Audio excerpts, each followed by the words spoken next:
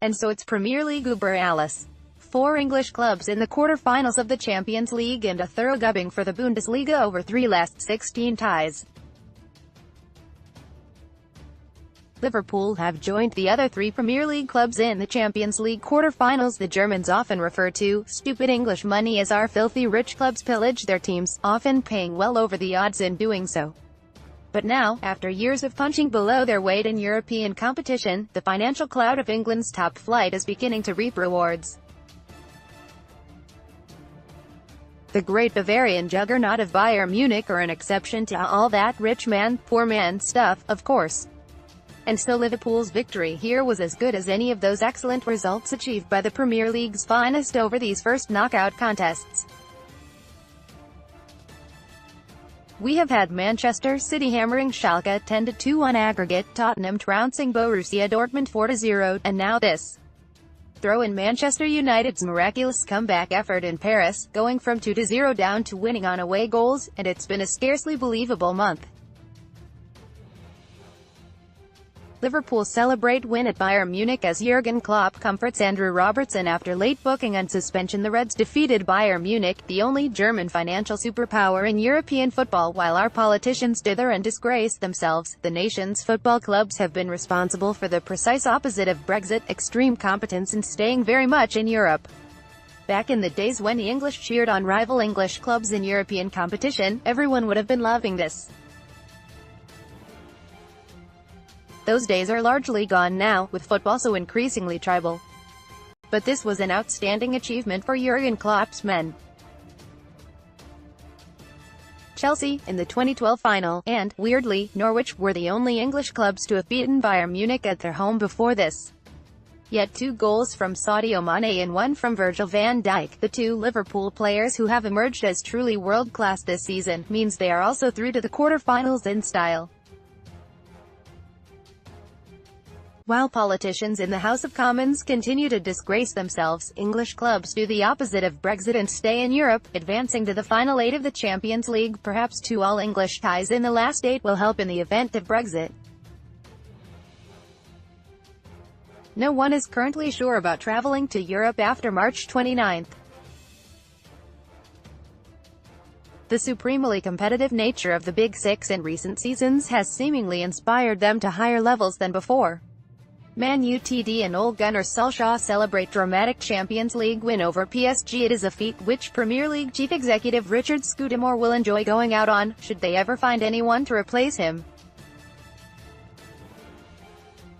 No English club has won the big one since Chelsea, in this very stadium, but the Premier League boasts half the quarter-finalists. And while Cristiano Ronaldo and Lionel Messi remain, the rest of the field feels more open than usual. The high tide of English dominance of this competition had been a decade ago, the 2008 final contested between Manchester United and Chelsea. The last time English football was so dominant in Europe was in 2008, when Manchester United beat Chelsea in the Champions League final. Then, the following year, the Premier League last boasted 4 quarter-finalists and 3 of the 4 semi-finalists, although Barcelona won the thing. But England went 5 seasons without supplying a single finalist until Klopp's men went on their joyous goal-laden rampage across the continent last term. This year's Liverpool have been a very different animal.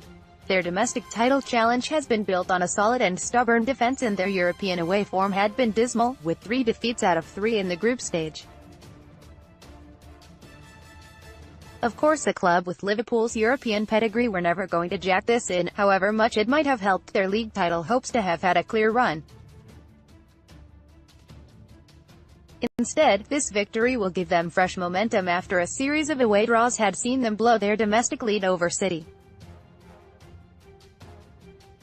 Premier League had not produced a single Champions League finalists for 5 seasons before Liverpool lost to Real Madrid in the final last year. Bayern had scored 9 goals in their last 2 Bundesliga matches, both against clubs vying for Champions League places. After a sticky start under boss Niko Kovac, they have picked up strongly since their winter break.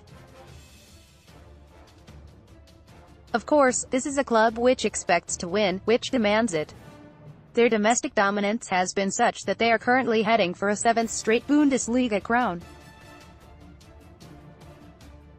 This magnificent stadium, built for the 2006 World Cup, so often plays host to predictable one-sided fare at the weekends. But it pulses and throbs on big nights like this, when two of European football's royal families collide.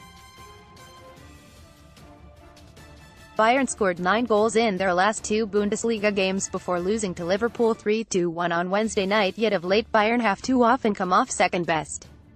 Liverpool survived an early scare when Van Dijk was lucky not to concede a penalty for a shove on Robert Lewandowski. Then they lost skipper Jordan Henderson to a foot injury. But Mane, who has become every bit as crucial to Liverpool as Mo Salah of late, opened the scoring with a smart piece of opportunism after a brain fade from Manuel Neuer. The German had been the undisputed #1 keeper on the planet for several years, but after a lengthy injury layoff, he is no longer at that exalted level. Sadio Mane, who scored the opening goal against Bayern, has become as crucial for Liverpool as Mo Salah. Klopp went ballistic on the touchline and, up in the nosebleed seats, Liverpool's travelling supporters were somewhere close to cloud 9 literally as well as metaphorically. But Serge Gnabry, who had struggled to get into West Brom's team on loan from Arsenal a few years back but had been threatening at Anfield, hauled Bayern back into the tie before half-time. Getting behind Andy Robertson, he centered towards the lurking Lewandowski, panicking Joel Matip to miscue an attempted clearance into his own net. We might have expected a ferocious Bayern barrage after the break, but there was little of the sort. Van Dijk headed home from a James Milner corner to virtually ensure Liverpool's passage, and then Mane nodded in at the far post from a sumptuous cross from the outside of Salah's boot. It was a wonderful night for Liverpool, and while they hardly consider themselves to be truly part of England, they'd capped a memorable couple of weeks for their country too.